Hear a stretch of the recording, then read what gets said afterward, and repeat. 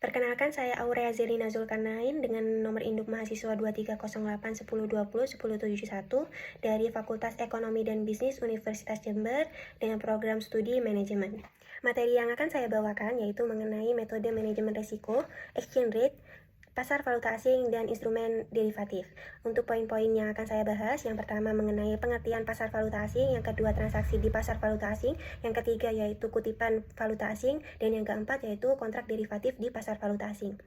Membahas poin yang pertama yaitu pengertian dari pasar valuta asing. Pasar valuta asing adalah pasar uang yang berkaitan dengan transaksi yang melibatkan pertukaran mata uang di dua negara. Nah, biasanya hanya bank-bank komersial besar yang melayani pasar ini. Yang nantinya bank-bank tersebut akan menyimpan inventaris setiap mata uang yang nanti akan diakomodasikan ke permintaan setiap individu atau multinasional corporate atau perusahaan multinasional.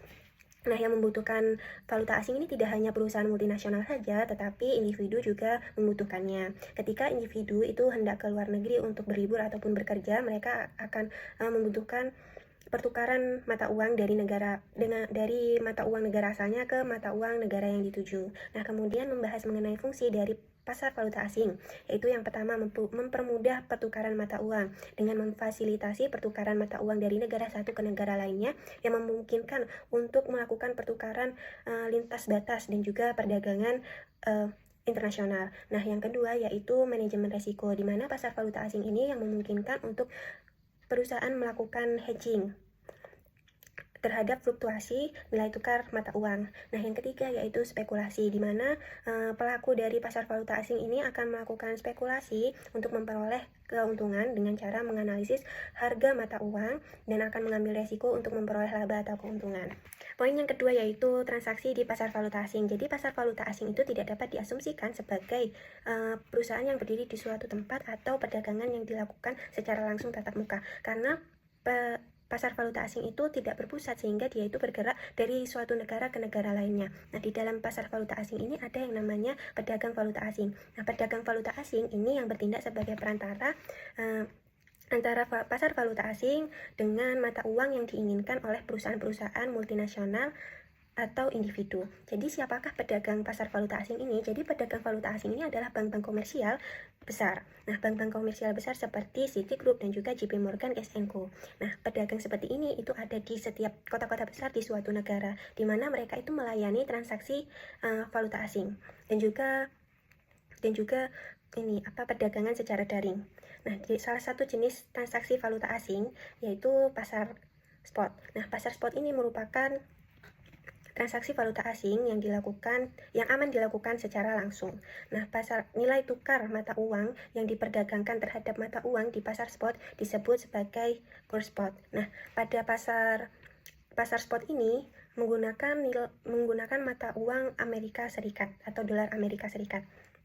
Kenapa mereka menggunakan dolar Amerika Serikat? Karena mereka berasumsi bahwa banyak negara yang menggunakan dolar Amerika Serikat. Dan mengapa dolar Amerika Serikat ini banyak digunakan oleh banyak negara?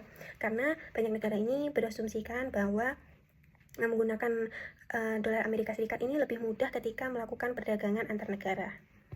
Nah, kemudian ada beberapa karakteristik bank yang perlu diperhatikan oleh beberapa perusahaan-perusahaan multinasional yang membutuhkan valuta asing. Jadi, yang pertama yaitu daya saing dari penawaran harga atau quote.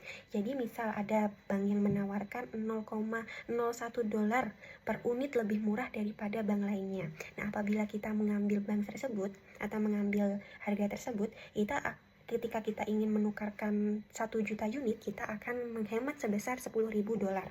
Nah, itu mengapa kita harus memperhatikan daya saing dari penawaran harga yang ditawarkan oleh bank. Nah, kemudian yang kedua yaitu hubungan khusus dengan bank. Jadi, maksudnya hubungan khusus dengan bank ini adalah pelayanan khusus yang ditawarkan kepada perusahaan kita. Lalu selanjutnya adalah kecepatan layanan. Jadi, perusahaan-perusahaan multinasional ini ketika ingin menukarkan mata uangnya itu membutuhkan proses layanan yang cepat. Jadi, mereka akan memilih bank yang memiliki layanan yang cepat. Nah, kemudian yang keempat yaitu saran atau informasi mengenai kondisi pasar terkini. Jadi, Maksudnya yaitu bank itu menyediakan informasi mengenai kondisi ekonomi luar negeri yang pada saat masa yang akan mendatang.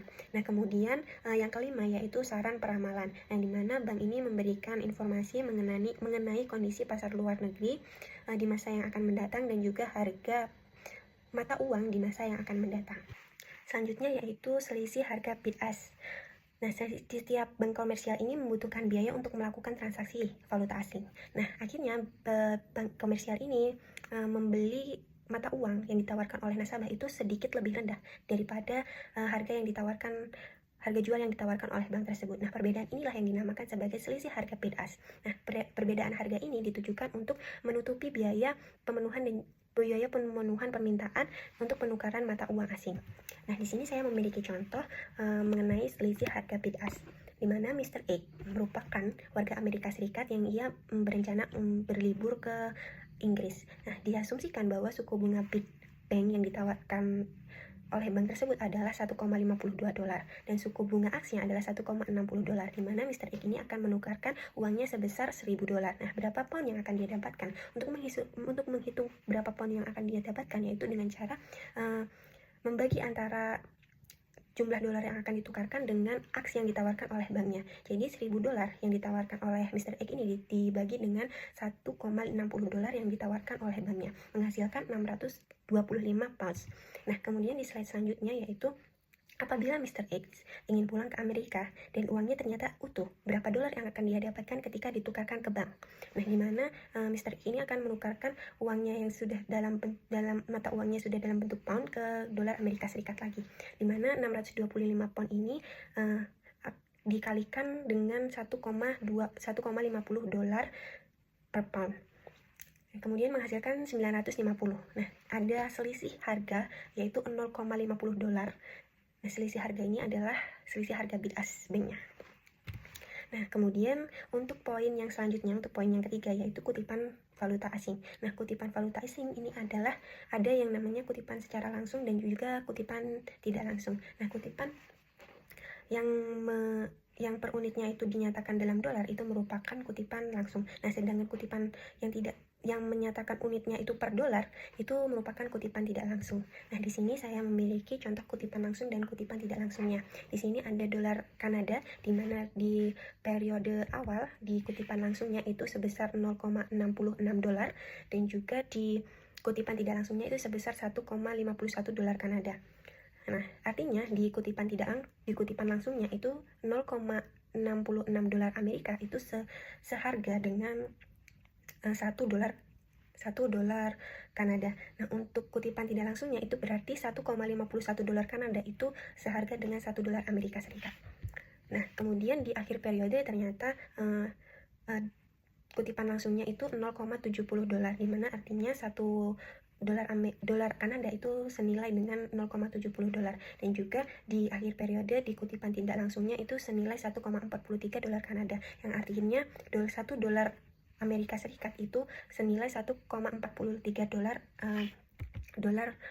Kanada. Nah, di sini kita dapat simpulkan bahwa dolar Kanada ini mengalami apresiasi. Poin keempat yaitu kontrak derivatif di pasar valuta asing. Jadi derivatif mata uang adalah kontrak dengan harga yang sebagian besar itu berasal dari mata uang acuan yang diwakilinya. Ada beberapa derivatif mata uang yang sering digunakan oleh multinasional corporate. Jadi yang pertama yaitu kontrak berjangka. Nah, kontrak berjangka ini merupakan perjanjian antar perusahaan multinasional dengan pedagang valuta asing mengenai mata uang yang akan ditukarkan, nilai tukar, dan juga tanggal terjadinya transaksi. Nah, kemudian yang kedua yaitu kontrak berjangka mata uang, di mana kontrak ini berisikan volume standar mata uang yang akan ditukarkan, mata uang tertentu yang akan ditukarkan pada tanggal penyelesaian tertentu. Nah, di mana beberapa perusahaan internasional yang terlibat di perdagangan internasional di pasar berjangka mata uang itu menggunakan ini untuk melindungi posisinya. Nah, kemudian yang ketiga yaitu mengenai kontrak opsi mata uang. Nah, kontrak opsi mata uang ini menawarkan hak kepada perusahaan multinasional untuk membeli mata uang tertentu pada jangka waktu tertentu dan juga pada harga tertentu. Nah, hal ini dilakukan untuk melindungi hutang masa depan dari perusahaan tersebut.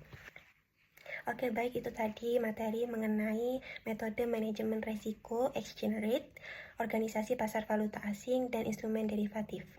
Saya mohon maaf apabila ada salah kata yang disengaja ataupun tidak disengaja. Wassalamualaikum warahmatullahi wabarakatuh.